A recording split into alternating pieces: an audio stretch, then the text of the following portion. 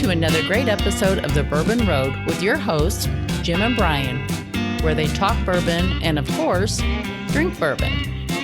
Grab yourself a pour, kick back, and enjoy another trip down the Bourbon Road.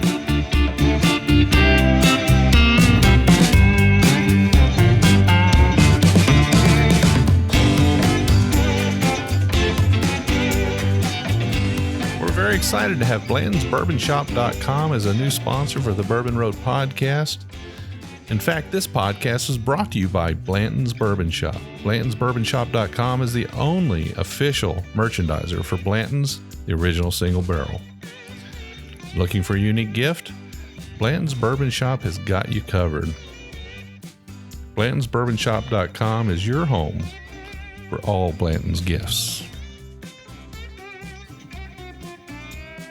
The Bourbon Road is excited to have pintsandbarrels.com as a sponsor of this episode, as well as our official custom apparel provider. Be sure to check out pintsandbarrels.com and browse their ultimate online store for bourbon lovers. Hello, listeners, and welcome back to another episode of the Bourbon Road podcast. I'm your host, Jim Shannon, and today we're once again on the road. Melody and I hopped in the car. We loaded up our gear. We headed north out of Kentucky. We made our way into northwestern Ohio. Actually, about an hour and a half to an hour and a half northwest of Columbus. So. Yes. And we've got a table full of roadies here today.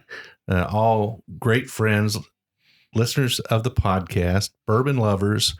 And today we're going to kind of go through some Ohio bourbons. And now I should say Ohio whiskeys today, because they're not all bourbons, but I think there's one or two outliers here. But before we get started, let's go ahead and take a minute and sort of go around the table and have each of our roadie friends introduce themselves, and we'll get moving. So who do we have first? Jim, pleasure to have you and Melody here with us in Northwest Ohio. Mark Ratliff from Upper Sandusky, Ohio. My wife, Amy, is joining us tonight. We have one son, Jordan, and a granddaughter, McKenna. I work for Kimmel Corporation in Upper Sandusky and customer service manager. Awesome. Great to have you here. You and Amy are both friends of the show. We've certainly run into each other on many occasions, so glad to have you here. Thank you. I'm Rhett Francis. I'm from around the Upper Sandusky area, country guy. I'm kind of newer on the scene, if you will, as far as the years that I've been into the bourbons. It's probably about 3-4 years, probably. You're an old hat. 4 years. That's good. That's good experience. Is that what it is? I didn't know where the line was. He's bonded now. Yeah, that's right. And I am joined by my lovely wife, Kelly, in the gallery also. And it's a pleasure to be here. I appreciate it. It's awesome to meet you, Rhett. And I'm Doug Keller, and I'm top hand on Turd Ranch at Upper Sandusky at the wastewater plant. I've been drinking bourbon since probably about when Jim started with Wild Turkey. I'm joined by my lovely wife, Laura, who's in the gallery, and been a fan of the show forever. It's nice being on. Well, it's great to be up here, and thank you for hosting us in your home. Absolutely. So awesome. All right, so the name of the game tonight is drink through some Ohio whiskeys. Most of them are bourbons, like I said, but not all of them are. Each of us brought a different bottle, and then we've got a bonus pour in the first half and a bonus pour in the second half. So when you add all that up, we're going to be drinking 6 whiskeys tonight. So I guess we better get the ball rolling. Get straight to that first pour, right? There you go. So, who brought the first pour? That would be me, Jim. It's a Echo Spirits, barrel proof. It comes in at 112 proof or so. The distillery is located in Columbus, Ohio. Fairly new place. I believe the inception was around 2019 or so. The mash bill is, I'm not sure the exact numbers, but it is a blended mash bill of corn and a high rye. Okay, so it's a corn and rye mash bill, and it is at least 2 years old, so it's a straight bourbon. Yes, that's correct. Awesome. That's correct. Well, great. I haven't had an Echo Have any of you guys had Echo before? I have. Amy and I did a tasting. A local restaurant does an occasional bourbon tasting, and it was one that they brought in for one of the events that night when they first kind of released the bourbon. Yeah. So are you a little nervous, Rhett, that you haven't had this one before? I am a little bit nervous, yes. We'll all try it together. We'll all try it together. So cheers, guys. Cheers.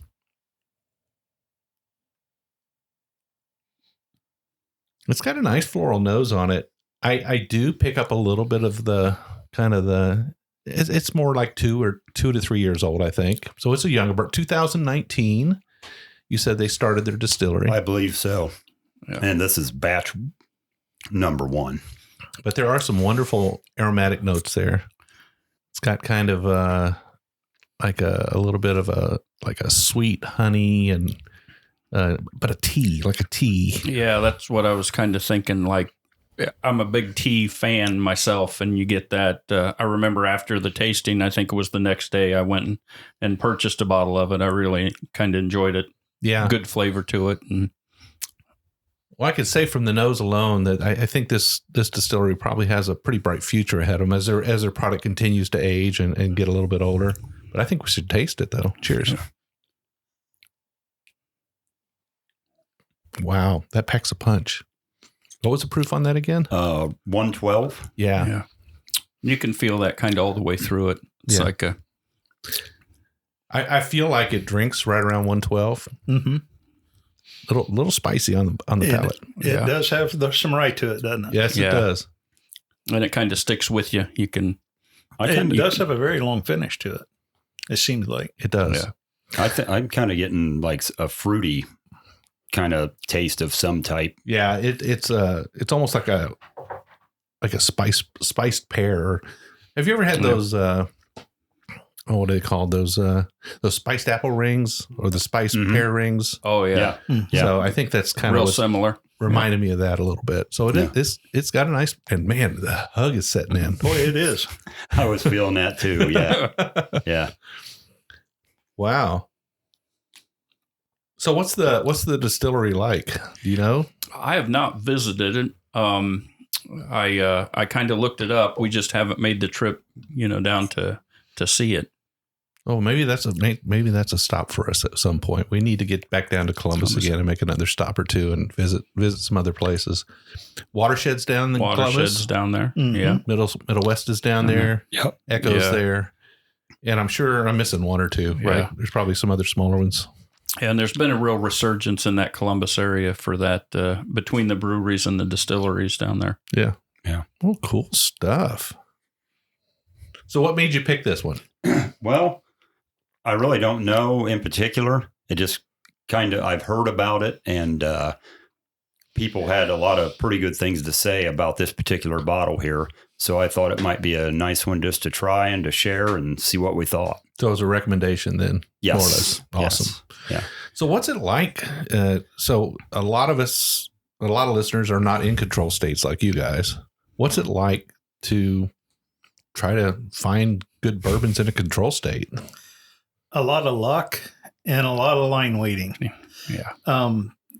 Ohio takes most of their really good allocated bottles, and they'll do a lottery drawing for the right to purchase them. Those go about four or 5 times a year. Yeah, typically right in there. Yeah, you would know the best, Mark, because your wife wins all of them. She has been pretty fortunate over the past 3 or 4 lotteries. Yes. Yeah.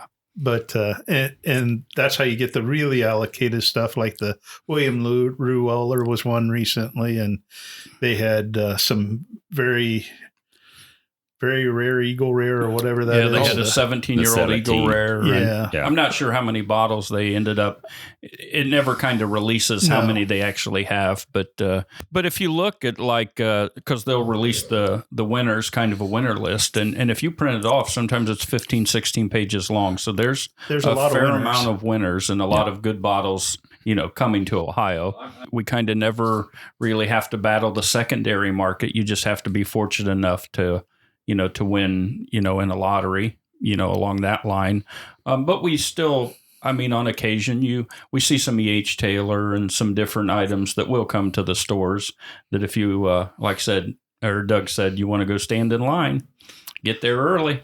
And some of the little mom and pop shops, like we have a very small liquor store. I've went in there and picked up a bottle of Stag Junior recently, and just sitting on the shelf. And I've also done that with a Blanton's in there before. Well, see, everybody in Kentucky thinks that Ohio is Weller country. Like this is where you come to get your Wellers, right? Is that true? Well, I mean, on a regular occasion, you can pretty much find the green Weller, the special reserve. Antique makes its appearance now and then.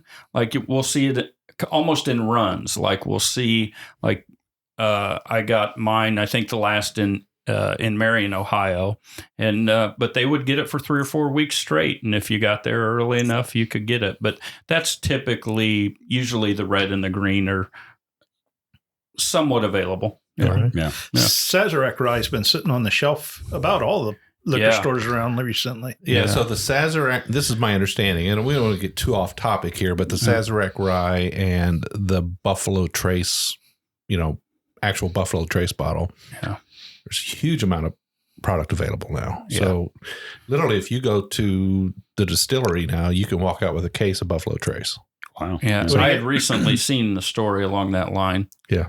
Now, was that direct reflection to the additional rick houses now being built? Is that why we're seeing more of that product available? Yeah, I think it has to do with product availability. And plus, they've got a new distributor now and just things that are a little bit better for the consumer. So, yeah. All right. So I'm ready to move on. What is in our second glass? Oh, by the way, what did everybody think of this? Just in general. I really enjoyed it, actually. Yeah. It's a spicy one, but it's very good. Yeah. Like I said, from the first time that I had it, I just really enjoyed it. So, yeah, I think it's got a good profile to it. It tastes really good. Now it does have a little bit of a youthful note to it, but it's not a bad thing. Sometimes, and I've talked about this on the show before, sometimes those youthful notes, the good ones, disappear in older bourbons and you can't get them. So sometimes it's nice to get to experience those because a lot of us aren't reaching for the 2-year-old bottles, right? Right. So it's also nice typically. Not typically. So it's nice to get to experience that from time to time. Yeah. All right, Doug. So what do we have in this glass? This one is courtesy of a good friend of mine, John Cleveland. He heard we were going to shoot the podcast, and he wanted to have his near local distillery represented. So he went to Indian Creek Distillery. It's a little north and a little west of Dayton. And this is their American Bond House #1 bourbon whiskey. And it is 121 proof. Oh my goodness. We're climbing a proof. Now a Bond House. It is not a bonded whiskey. They call it a bond house because the government forced them to get bonded in insurance back in the early 1900s, late 1800s. And this was the way that the owners thumbed their nose at the government. They called it a bond house whiskey because they had to bond the house that it was in. Oh my goodness. 120, what'd you say, 121? 120 proof. 120 proof. Yep. Mm-hmm. It is a 95% corn, 5% malted barley. This is corn liquor. There you go. Yeah. And it is made in a still that is from 1820. And then they run it through a second one. It's 160 gallon stills, each one of them. So it's a double pot stilled whiskey. And it's Indian Creek Distillery. Yep. They go back almost 200 years in family. It sat idle for 91 years, and they're making this whiskey. It's a 2-year-old. Well, cheers to the resurrection of Indian Creek. There you go. Yeah, that's checking the boxes for me. It is. But man, it is not 120 proof on the nose. No. It's almost deceiving. It is very deceiving. Yeah. And then you get that real warmth and flavor and a little sweetness at the beginning. Now, it definitely drinks a little bit hotter than it noses for sure. Yes. Yeah. But yeah, that's kind of a very check the box bourbon for me. Mm-hmm. I think it does check all the boxes for me. It's very very balanced, I think. It is. It's got a nice sweetness to it. It being does. a lot of corn. I would agree with the sweetness. Yeah. Yeah. You get that right away. But it doesn't have this like caramel, like caramel corny kind of flavor or what do they call it? Cracker Jacks or anything like that. No, I'm getting more of a vanilla than anything. Yeah, I got like almost like a fruit sweetness, that kind of flavor from the beginning. I like it. And this is another whiskey that's in the 2 to 3 year old range. Correct. This one, so the only place you can get Indian Creek whiskey right now is at the distillery.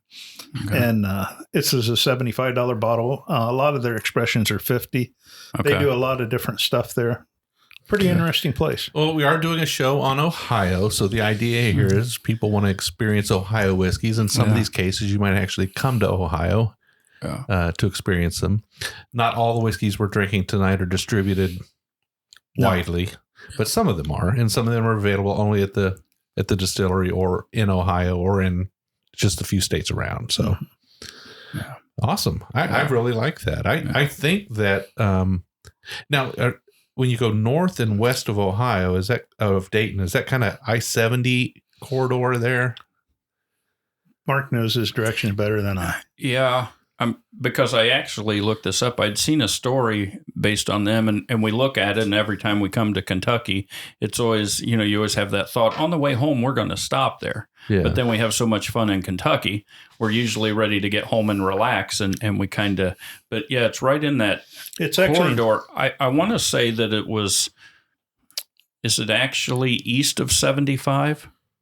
I don't know. It's New Carlisle, Ohio is where it's at. New Carlisle. Yep. Okay. And the road that they're on is Staley Road, and that's the family that owns that traces their lineage back through the distillery. Well, I have to be honest in saying, even though I grew up in Ohio, I don't know where New Carlisle is. I do not either. Must be a small town. That would be my guess. I think it is fairly small, yes. Well, I could definitely sip on this one. I think both of the whiskeys that we've had first on the show so far are both they're very nice for their age. I think they both are going to blossom as they get older, for sure.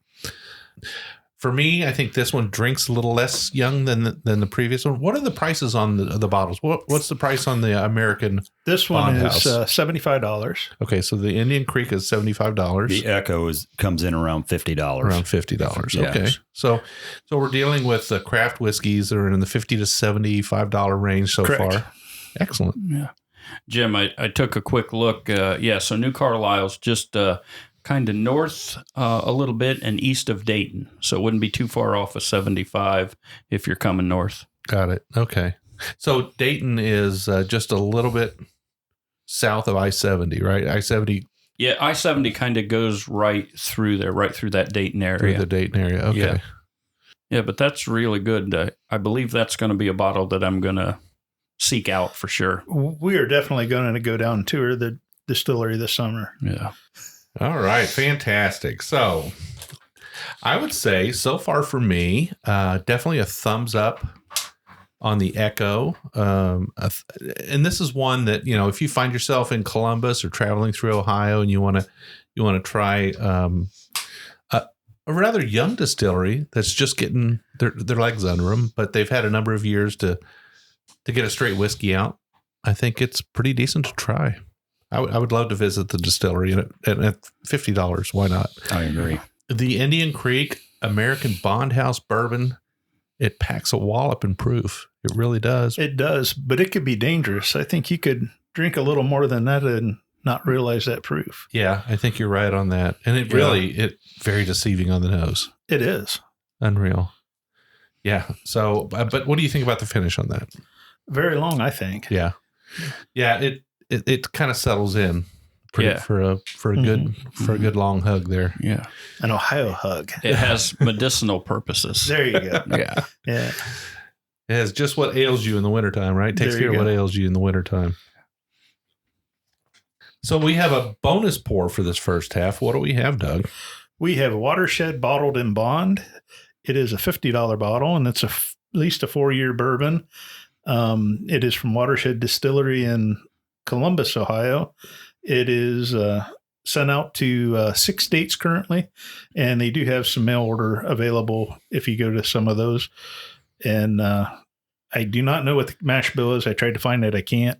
So I know it's at least 51% corn since it's a bonded bourbon. It's non-disclosed. There you go. But that's all right. Watershed Distillery. Yeah, I'm very familiar with their emails because I get one probably every day from Watershed. And that just tells me that they're very active and very busy promoting their product. And I see that they have a lot of events there. They got a lot of, they've got a restaurant, I think, and they've got a great location that people come to for cocktails, for food, obviously for their whiskey. And I think we need to get up there at some point and get them on the show. But for the moment, they haven't been on the show yet. And I've never had it before. I have not either. But I do get their emails.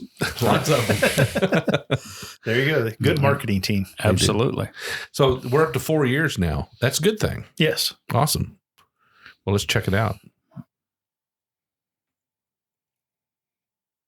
Yeah. So see, you notice the difference on this, that kind of what you had a little bit of like that youthful floral note in the first two, that what you're going to get in the 2 to 3 year old range. Yeah. A little more softness in it. Yeah. This is kind of taking that edge off a little bit. This doesn't have like a super, again, this is kind of light on the nose. Yeah. Not a real strong, almost a honey to me. Yeah. Honey, light, very light, not super floral.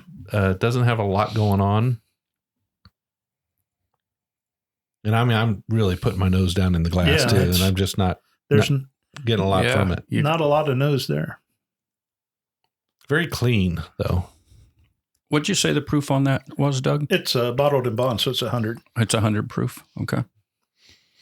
But it's got a nice texture on the palate. 100 proof. It's got a nice texture for 100 proof. It does. Yeah. I'm assuming it's non-chill filtered because it is non-chilled filtered. Yeah. That does change the mouthfeel quite a bit. It does. It absolutely does. So this is this kind of spreads across the whole tongue. It kind of gets you a little bit on the sides, a little bit on the middle. Yeah. It kind of sits in the middle, though. It doesn't really present like spicy on the back, does it? No. There's not a lot of spice to it at all. No, but it just kind of hangs there a little bit, like you can feel it. Yep. I'm always wrong when I try to guess these things, but I wouldn't be surprised if this had some wheat in it. I wouldn't be surprised either. It's a little softer up front.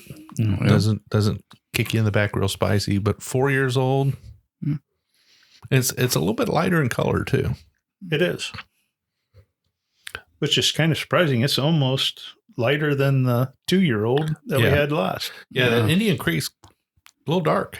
And those are in 30-gallon barrels. So maybe that has something to do with it, with the more wood area per. I think it does. I would say so.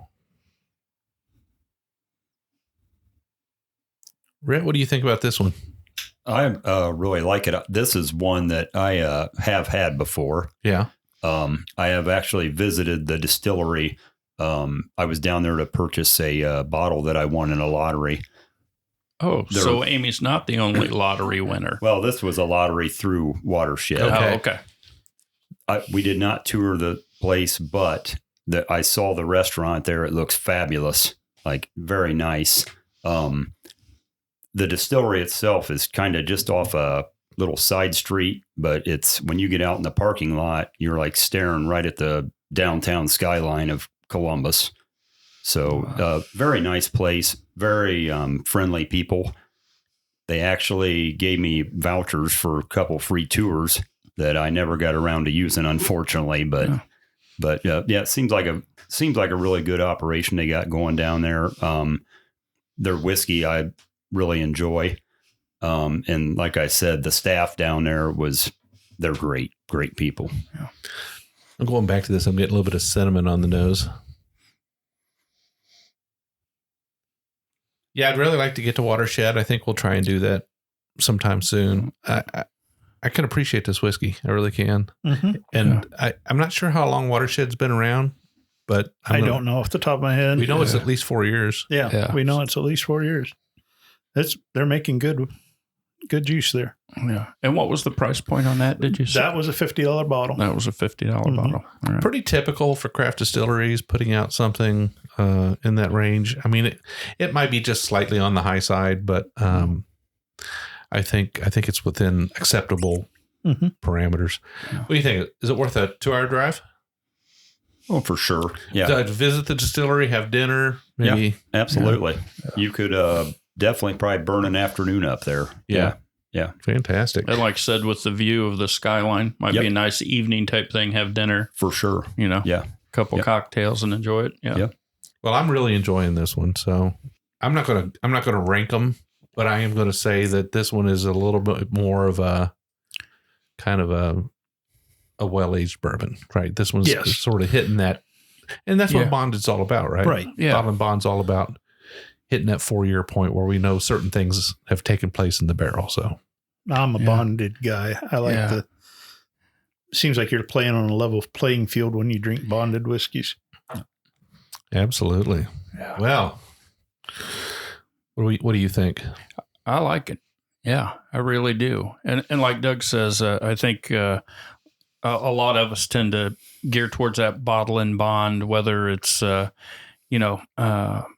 way it's structured, the way you get kind of a consistency with it, the things that, so when you walk into a store and you see that, like, I think I'm going to try that. And I think me personally, I would tend to, if I was going to try something different, I might migrate, to a bottle and bond. Just because those parameters and the age and what it took to make that bourbon.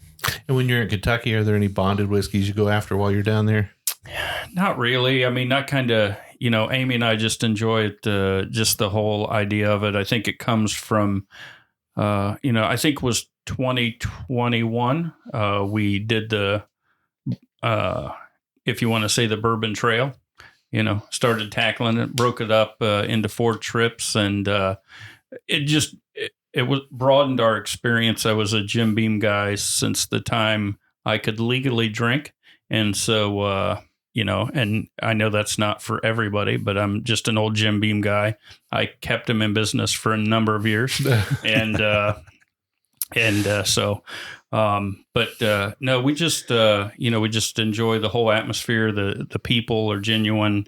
The distilleries are beautiful. Did you complete the trail? We did. We got our little book, and we went to the Fraser Museum and got it all checked in, and got our little glass and all that. So, well, congratulations. Not everybody finishes that task. Yeah. And it was, I think the people that know me know how I operate. So that's something that I'm going to do. And, but no, we just enjoyed it. And it's, exactly where we met you guys and so many great people connected to the bourbon industry. And so we just enjoy it. But we're technically out of Buffalo Trace jail. And so we're to go back, trying to plan another trip. So Mark, I was wondering, Kelly and I, we've been to 4 distilleries on the trail. Okay. Are we almost done? You're close. Not really, but that's a good start, because 4 will turn into 10 and 20. Yeah, and we can't wait. 40. We're looking forward to going and back. There's the craft trail. So yeah, that's a whole other. Yeah, we haven't tackled that one. That's a whole other ballgame. We did the traditional bourbon trail, the 17 distilleries, but yeah, great time for sure. So when you say you're getting out of Buffalo Trace jail, that means that your 90 days are up.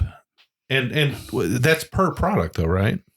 Yeah, per allocated product. Per allocated product. So if if you get an Eagle Rare today, you can't get another Eagle Rare for 90 days. Correct. But you can still get an E.H. Taylor tomorrow. Yeah. And it's tend to why we like to spend a weekend or a long weekend, because we get 3 or 4 opportunities to get a nice bottle to bring back to Ohio to enjoy. Fantastic. And you heard Rob's clues on what to do, right? Did you hear Rob Carter? Oh, no, I must have missed that one. So Tuesday through Thursday between 10 and 11 a.m. Okay. Just walk right in. Walk right in. Well, just walk right in. Okay. You shouldn't be telling this, Jim. Now there's another guy in line in front of me. That's okay. That's all right. Rob shared it openly, knowing that all the roadies were going to benefit from it. We're going to hear it. Yeah. So Rob works in just right there by the distillery. He's in Lawrenceburg. That's where he works. Oh, that's right. He did tell me that. So he'll just get in the car and drive over at 10 to 11 in the morning and Yeah. Lunch hour or whatever. Yeah, it is. early lunch, right? Early lunch or whatever. Yeah. Sounds like a liquid Speaking lunch. of great guys, a shout out to Rob Carter. What a genuinely wonderful guy. He was one of the other guys that we met going down there. I know Doug got to meet him this past he's year. And spectacular. He's a real good dude. So shout out to Rob. We say hello from Ohio. And I think that the fact that we had pizza tonight had something to do with our episode with Rob. Huh? Absolutely.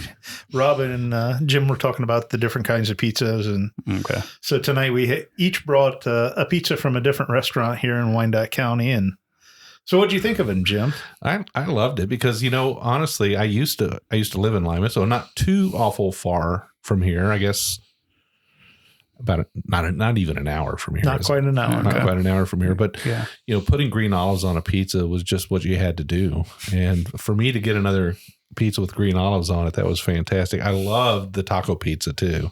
That was fantastic. They were all three great. They were all good. And they were all good examples of Northern Ohio pizza. Absolutely. Just to give a little shout out to the three pizza joints, we had Don I can't say it. Don Tomaso's. Thank you. And Susie's from Upper, and then we had Spanky's from Cary here tonight. Yeah. And they were all very good. Spanky and Don Tomaso sound like a couple of guys you don't want to get in trouble with. Yeah. Tom Smith at Don Tomaso's. He's a good Pittsburgh boy, bourbon lover. I always kid him. I always try to find a bottle of bad Tom Smith for him. So, Yeah. All right, folks. Well, we're going to take a short break. And when we come back, more fun. 3 more bottles, 3 more Ohio bottles. Stick around. Looking for a unique gift?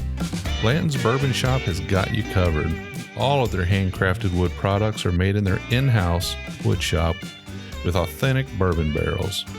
Specializing in barrel-aged potent treats, they use Blanton's barrels to age their own maple syrup, honey, and coffee.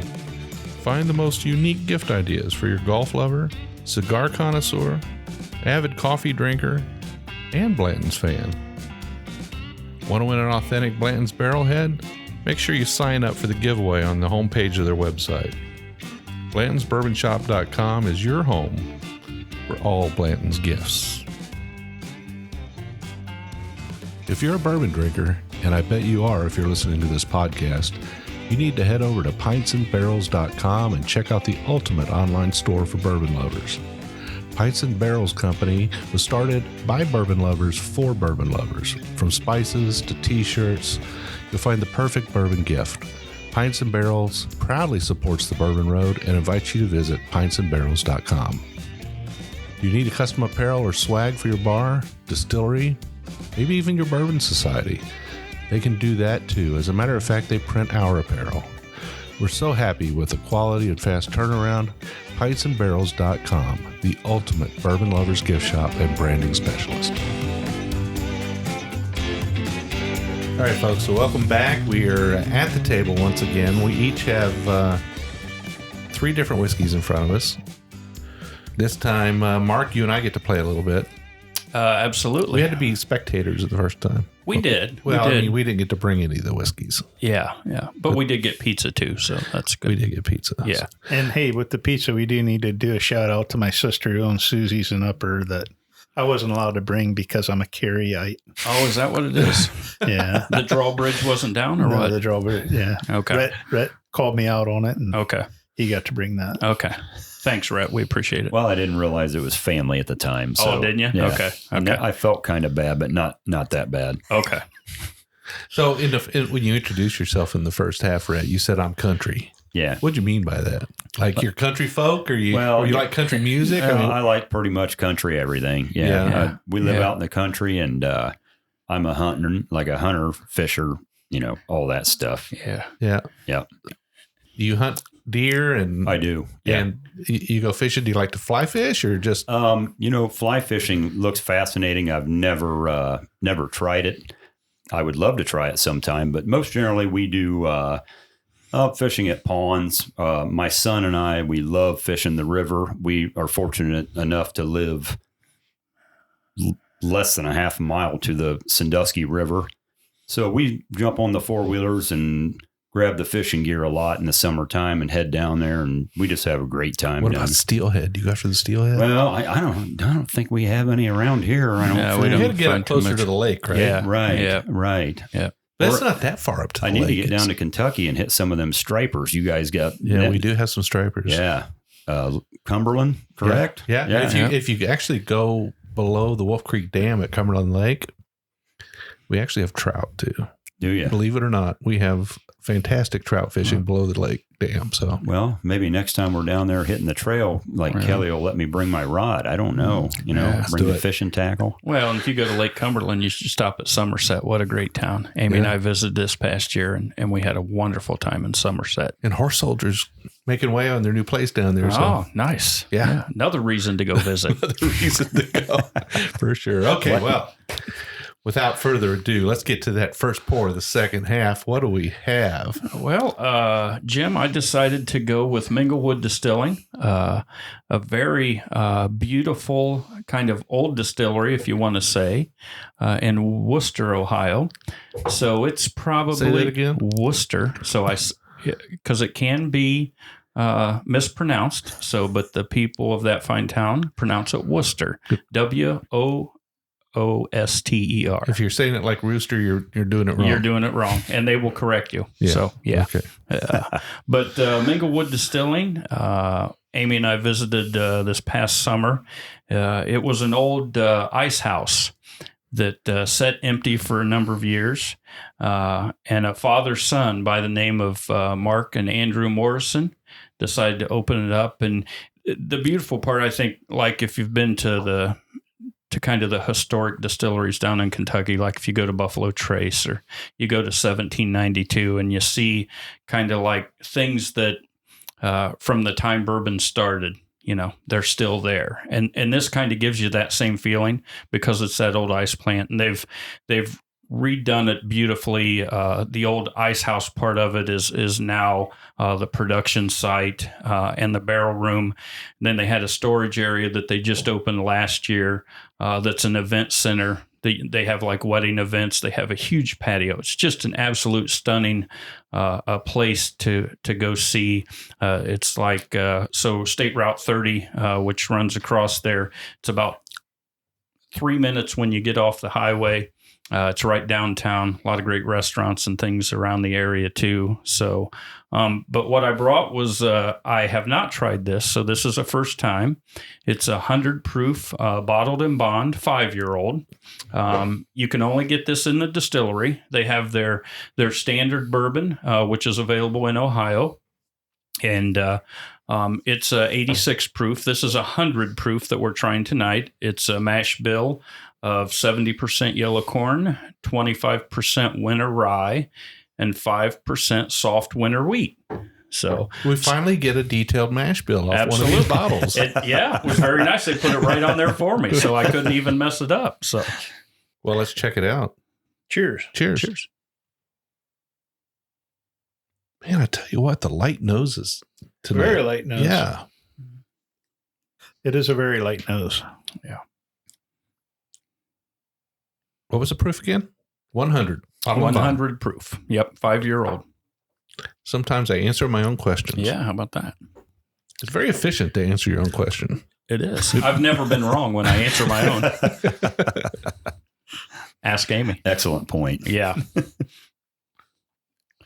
I kind of get the same from the previous one with that soft. You get some of those sweeter notes like a vanilla or a honey. I think just in the softness. Yeah, I think this has got like that vanilla cream nose to it. Mm-hmm. It's definitely vanilla forward. And you said this is 5 years old, so this Correct. is they put a bonus year on this They one. did. They did. I like that. Yeah. Fantastic. I'm ready Yeah. to taste it.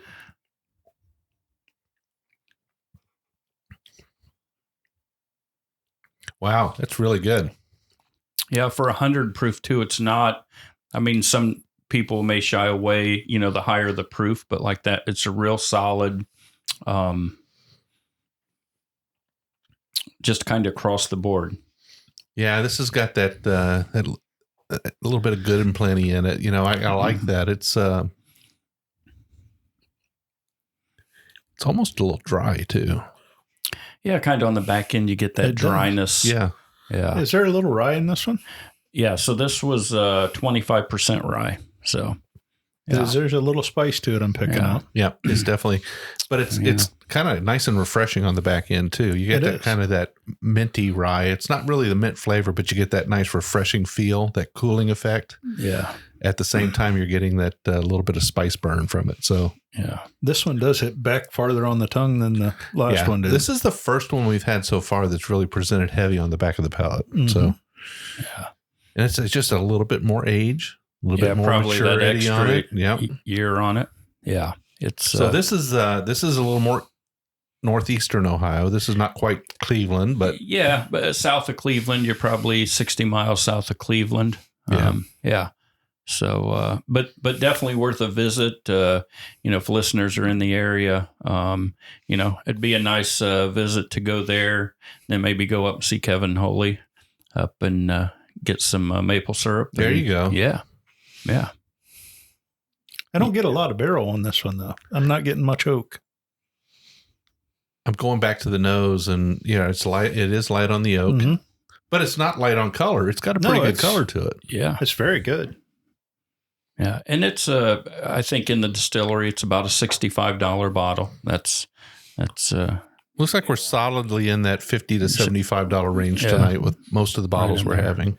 they also do make a kind of a wide collection of flavored whiskeys too, apple whiskey and cinnamon whiskey and different things. Like if you check out their website, a lot of different, they make a pickle whiskey, which is, you see that occasionally around, but a lot of, Is it? Well, what we've had that for? They call it pickleback or something. pickleback. I've Yeah. never even heard Yeah. of a pickle whiskey. Haven't you really? I have not. Oh, So have yeah. you had it? I've had theirs and I've had a couple others. It's a unique flavor. It's an acquired taste, I I would think, have for to think. most of those things. Yeah. But yeah, I mean, some of it you get like peppery notes and stuff like that. You can kind of a spicy flavor with most of those. I think you could probably get kind of used to it if you drink it a lot. I think so. Yeah. I mean, I've had it at parties before.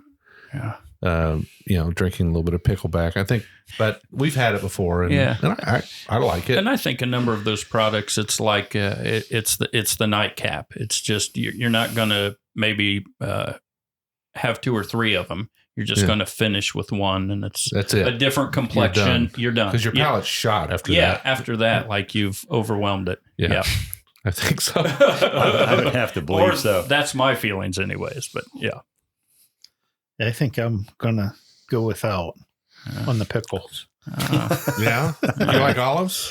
I do like olives. So you're a martini guy? Oh, yeah. I like a good Dirty, martini. extra dirty martini? Extra dirty you eat martini. green olives on your pizza, but you I won't eat do. a pickle. Well, I eat pickles, Oh, but okay, won't drink a pickle. I don't think I want to drink a pickle. Okay, You like olives on your hamburgers too? Oh, absolutely. You have to have a Kewpies burger with Yeah. everything and olives. Well, fantastic. I really appreciate that. One more time.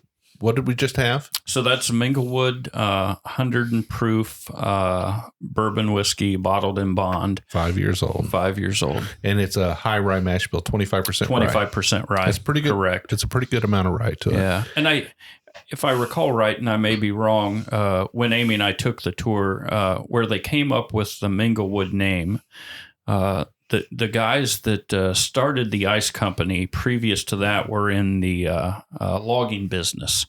And I think they each harvested different logs. And there was a discussion one time or something like that whose wood got mixed with whose wood, and they didn't want it to mingle together. So that's where they came up with the Minglewood name. Interesting. Doug, you're in the logging business. I am. It's a completely different kind of log. Yeah. Yeah, you don't let it mingle. We don't let it mingle, and nobody wants to touch them. I couldn't help myself. Sorry. Oh well. It's all good, clean fun till it gets flushed. Yeah, yeah. Denny Potter will laugh at that Danny one. Potter would laugh at that one. Yeah, yep. All right. So, are we ready to move on, folks? Let's do it. All right. So, this is what I brought today, and so this is not a bourbon. So, I am kind of the rye guy. So, I brought a rye today. But I did bring a rye I've never actually had. I did bring a bottle that was gifted to me. And this is the Middle West Spirits Straight Rye Whiskey. This is their Dark Pumpernickel Rye. And this bottle was given to me by Jason Calori from the Mash and Drum. And I don't remember why he gave it to me. Maybe it was just he wanted me to try it, or we swapped bottles or something. But it's been sitting on the Bourbon Road bar for a while now, and I just hadn't cracked it because I don't know. Dark Pumpernickel Rye. I wasn't really sure what to think about that. But Yeah. So today we're going to drink this. This is actually a 96 proof rye whiskey.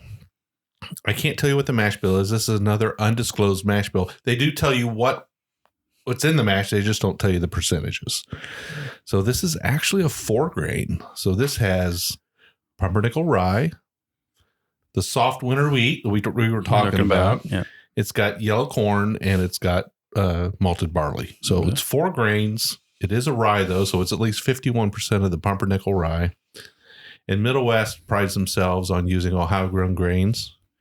And we did actually visit the distillery there today, and we'll talk a little bit about that after we get a chance to taste it. But has anybody here had the pumpernickel rye before? I have not. I have not. No. Had This, any dark ryes? nope, not that I'm aware traditionally. of, All no. right, Yep. so let's check it out. All right. Cheers.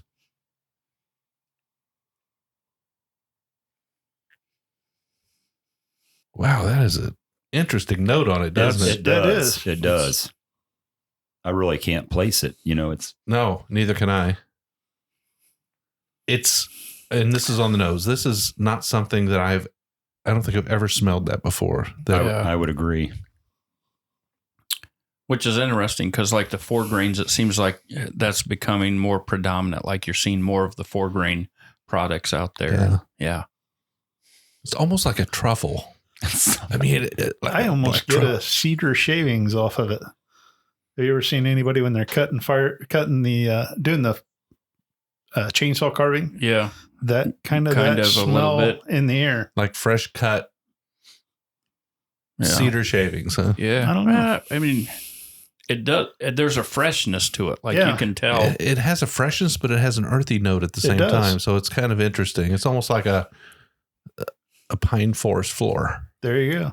Because you're getting the earthy notes and you're getting the pine notes or the Yeah. the cedar wood, notes. yep. Yeah. Forest floor. Yeah. It's certainly nothing I've ever smelled in a whiskey before. I tell you what I was fully expecting, and we haven't tasted it yet, but this Yeah. is just on the nose. I was fully expecting this rye muffin kind of bready Well, that's cereal what, note all on I it. could what I think was was thinking. a Reuben sandwich when you started saying pumpernickel rye. There So. you go. I was Yeah. It's thinking- not that. It's not No, that it's at all. not. No. past the sauerkraut. All Yeah. right, I'm ready to taste. Cheers. Cheers. Cheers.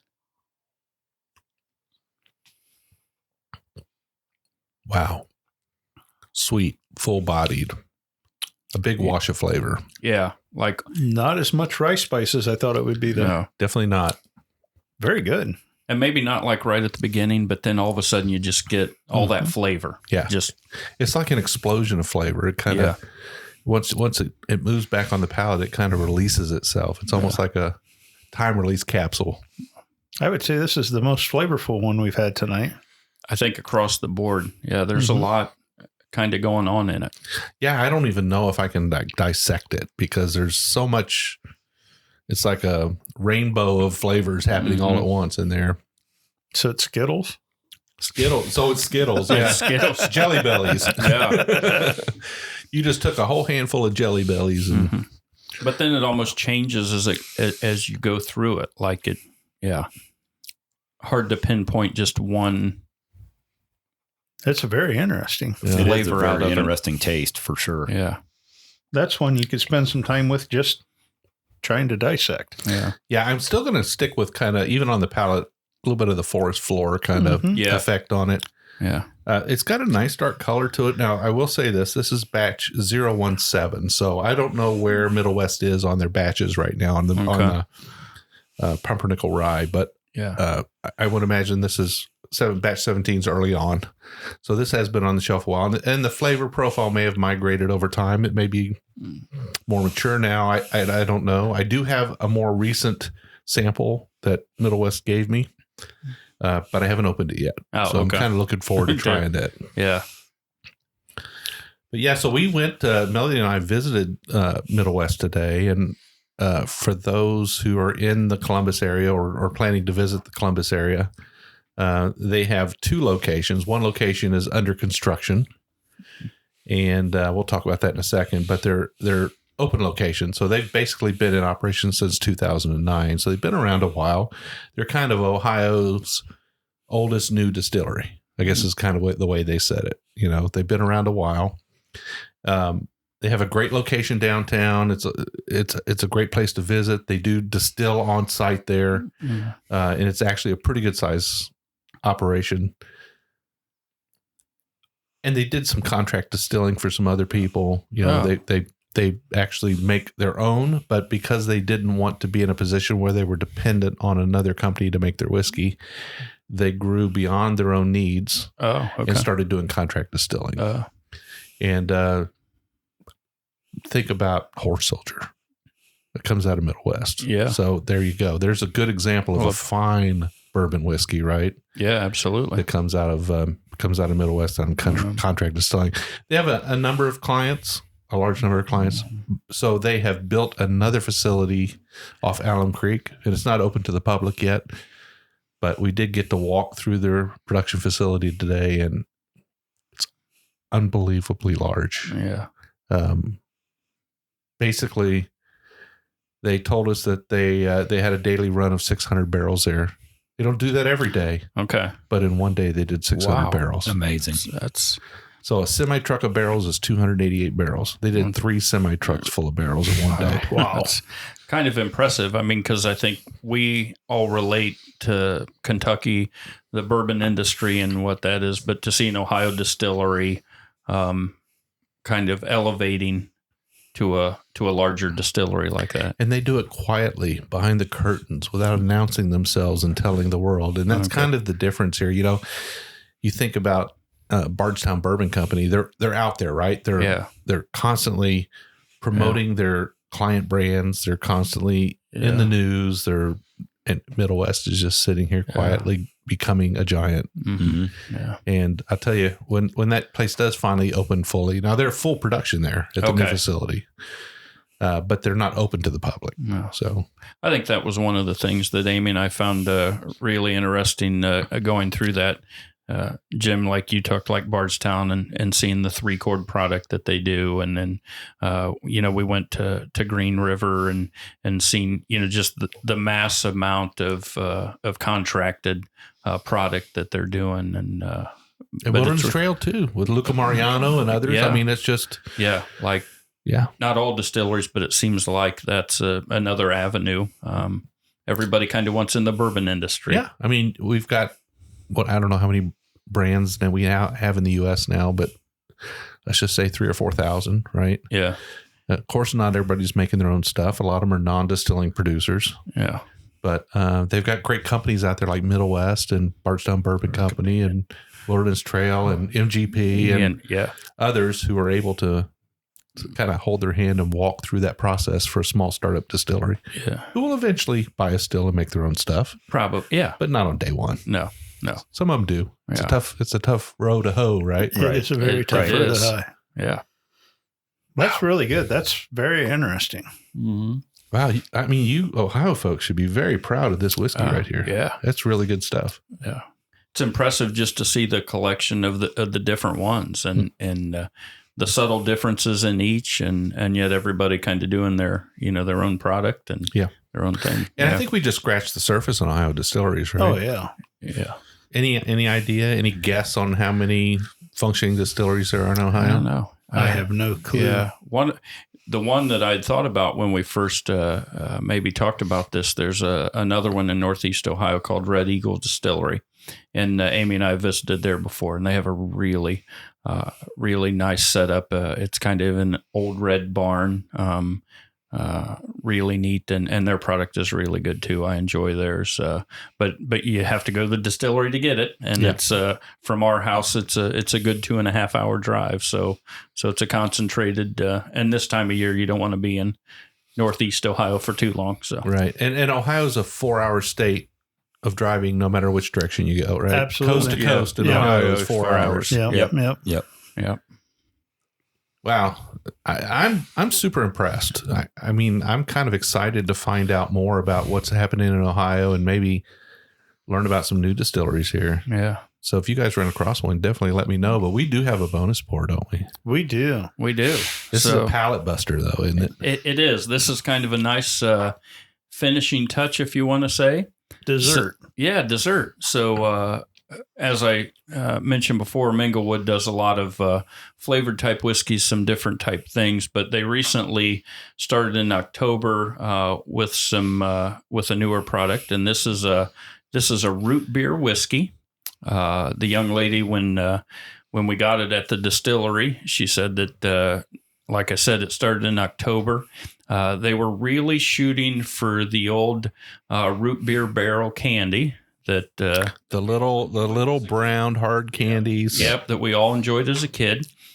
We did try it that day, so I have tried it before, and sometimes you get those flavored whiskeys that are just so overpowering with the flavor, you kind of lose some of that whiskey flavor. I didn't get that with this. I thought it was really well done. It's kind of a nice, you get that whiskey flavor, but you get that finish of the root beer barrel and that really nice. Yeah. I think I've called out that candy before in a show at some point. I don't remember now what whiskey it was that we were drinking, but there have been numerous things you've called out that are very interesting. You're probably like, that guy's crazy. That guy's crazy. He's not getting that. Yeah. Well, I always enjoy, certainly my palate's not as refined as a lot of people, but it's always enjoyable to hear those, like what people get, and everybody's palate's different too. Mm-hmm. So it's always enjoyable to hear. And we were kind of talking about that tonight earlier, about tasting whiskeys and calling out notes. And it's not really that you're getting that flavor. What you're getting is a memory that's getting pulled out from something before. So there's a little something in what you're picking up that's pulling a memory out of something you've had before. So does it really taste like the little root beer barrels? Yeah. I don't know. Or the spicy gumdrops or whatever it is. Now, this one may very well taste just like them. I think you'll get a good finish of that when you try this. So what's the proof on this one? I believe it's 70 proof. Okay, so that's pretty typical for flavored whiskeys, right? Like honey whiskey and all the other ones. They're always coming around. Yeah, a little lighter. It's Doc Schmickel's small batch root beer whiskey. All the whiskey with natural flavoring in it, made by Minglewood Distilling. Fantastic. Let's check it out. All right. Oh my gosh! Definitely getting the root beer right off the top. Yeah, I think I smell a little root beer on this one. Yeah, there might be a little bit. Those little candies, little hint of root beer on that. Doug, do you have any ice cream? I'm just asking.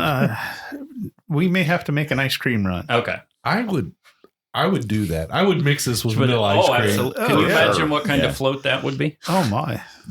That would knock you on your behind. After trying 5 of their whiskeys, that might be something. What are you getting on this, Rhett? Little hint of root beer for sure.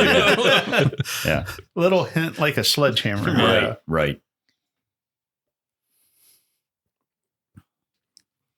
If you think you smell it, wait till you taste it. Oh absolutely. Wow. I feel like I'm sitting at an A&W drive-in. Yeah. Having a big mug of root beer. Yeah. And it just doesn't go away. It's that flavor. Wow, they nailed this. They did. Oh, it's absolutely. You can definitely, though, I get the whiskey in it, Oh, you do. And then on the finish there, like you're almost sucking on one of those root beer barrels. Mm-hmm. Yeah, absolutely. Because we've had some like the apple stuff and that, and it's so strong of apple or whatever flavor that they're trying that it kind of takes away, I think, from the product that they're trying to create. Where here they've created, I think, just a really spot on. And it doesn't have the smack in your mouth sweetness. It has a nice. Could you imagine mixing this with like buffalo cream?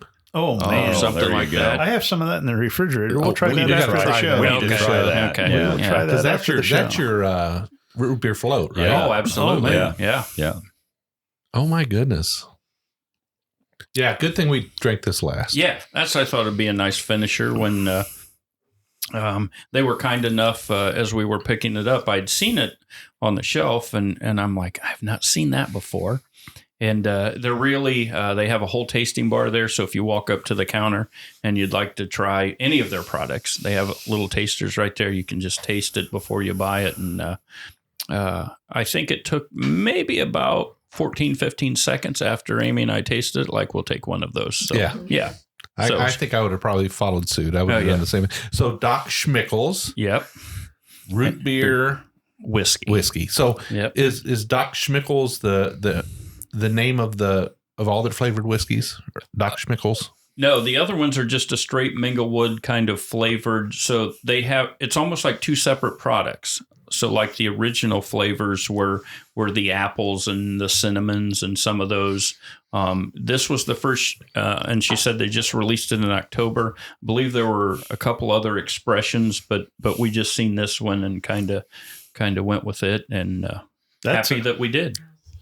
So this is a Minglewood product. A Minglewood it's available product at the distillery. It's a very new product. It's not something you're going to find any information on the internet yet. Nope. I believe it warrants a visit. It definitely does. Their products are exceptional, and I would stop by and give it a whirl for sure. Well, that's a fantastic bonus pour. I really enjoyed that. That was very fun. And again, when we're off air, we're going to try that. Mix it with the bourbon cream. What do you think? Absolutely. All right. Well, it's been a fun show. It's been a great show, guys. It's always fun to sit around with fellow roadies and drink through some whiskey and especially try some things we haven't had. Absolutely. And I think for the most part tonight, we were all drinking things we hadn't had before. Yep. Not in every case, but for the most part. Yeah. So it was really good. We got to experience some great Ohio distilleries, some products that we'd never had before. There were some surprises here. It's always a lot of fun to hang out with roadies and share whiskey. That's kind of what the group's all about. Absolutely. Yeah. And Doug, you recently have kind of taken on a new hobby, haven't you? Yeah. I actually went all legitimate, and now I have a business. Yeah. Country Acres Art. So I'm doing paintings now and doing a lot of commission pieces. And that's one of the reasons we came up here was to pick up our commission pieces from you. There you go. Yeah. And they're fantastic. And they were a lot of fun to do. So you basically memorialized all of our animals from our farm. I did. So now I have to wait for more fur babies to show up so I can do more paintings. Well, we definitely appreciate it. You have an amazing talent, and I really look forward to some of your rickhouse work that you're doing now. So well, thank you so much. If people want to reach out to you, I can be reached. I'm always on the Bourbon Roadies. Yep. You can message me on Facebook, or you can look up Country Acres Art at yahoo.com. And yeah. So and on Facebook, you're just I'm Doug just Keller? Doug Keller. Yeah. Yep. Fantastic. Rhett, how can people find out? How can they reach out to you?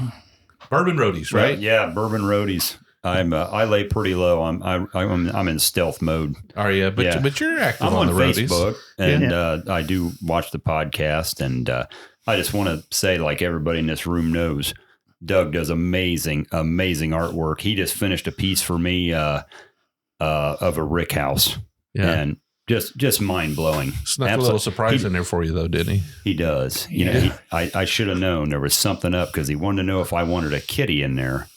And I said, no. Well, no, in all fairness, Rhett said he wanted an authentic old style rick house. I did. And he wanted lanterns in it. And I said, under no conditions would they have an open flame in a building made of wood filled full of alcohol. You're right. And I said, so, hey, a lot of rick houses did have cats. Do you want a cat in it? And I said, no. And then I asked him if he was sure, because I said, you do get rodent problems if you don't have cats. So I received my painting, which was absolutely fabulous. And Doug asked me, well, did you see the mouse in there? I said, no, I'm going to have to go look. He goes, well, if you don't have a cat in there, you're always going to have a mouse. That's called artistic license. There you go. Absolutely. No, fabulous work, though. Yeah. You know, he kind of just picked my brain what I wanted, you know, and I told him, and it couldn't have been more spot on. Great work. And Mark, what about you? How can people reach out to you? You're on the roadies, of course. On the roadies, of course. Social media. For a number of years, I did a lot of volunteer work in the Elks organization. I'm a social media guy, if you want to say. Amy and I just enjoy the ability now to travel and do the things we want to do. We get a lot of comments that keep posting everywhere you go, the places you find, the things you do, because we live vicariously through you. So we just we always take the opportunity. You can reach out to us anytime. We're happy to share experiences or things we've done, friends we've made, travels we've taken. I think everybody in this room, we share the affinity for Doug Keller's artwork. I have the last original piece that doesn't have a mouse in it. There you go. So He didn't have a rodent problem. I didn't have a rodent problem at the time, but nope, it sets up on my if you want to say my bourbon cabinet. I'm not a collector, but I enjoy looking for bottles, and as our good friend Freddie says, they're made to be shared with friends and family. And so they set up there, and anytime anybody stops at the house and they'd like to open a bottle, they're more than welcome to share one with us. Awesome. Well, Doug, Laura, thank you so much for hosting tonight. It's been fantastic. We've all had just the best time ever. I can't think of a better weekend for Melody and I than to travel out somewhere on the trail and meet up with some good roadies and just have a generally good time. This was about a 4-hour drive for us. Worth every minute of that drive, no doubt about it. Thank you guys so much. You're such great hosts. We really appreciate it. Well, thanks for coming up. Thank you. All right, so you can find the Bourbon Road on all social media outlets. You can find us on Instagram, Twitter, YouTube, Facebook, TikTok, Threads, all that stuff. We do a show every single week. Every Wednesday, we put out an episode about an hour in length, and we'll have some great people on like we did tonight. We'll always be drinking whiskey. We'll always be laughing and having a good time. Sometimes it's a distillery. Sometimes it's industry folks. Sometimes it's just good old roadies. And what a fun night we had tonight. We hope you listen to us every single week. To make sure you don't miss an episode, scroll to the top of that app you're on, hit that subscribe button. You will get a notification every single week when we put out an episode. But until the next time, we'll see you down the Bourbon Road.